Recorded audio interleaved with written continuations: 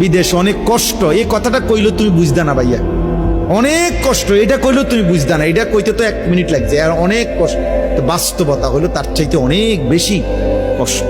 এই প্রখর রৌদ্রে, এই তীব্র রৌদ্রে, বিশেষ করে 12 ঘন্টা ডিউটি করে আসার পরে যখন একটা ছেলে বা একটা যুবক, তার একজন আপনজন কেউ নাই, আইসা নিজের 1 গ্লাস পানিটাও নিজে নিতে হয়, তো মনটারে হাহাকার লাগে যে আর কেউ তো নাই। অথচ 28 বছর বিদেশ করতেছে।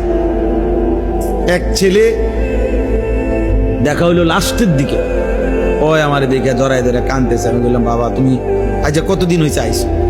কয় যে হুজুর 3 বছর। এই শেষ আমার যে ছেলেটা খেজুর আইনা দিছে মদিনায়, ও ছেলেটা আপনার বলতেছে হুজুর আজ 3 বছর হয়েছে বাড়ি থেকে আসছি, একবারও যাই নাই।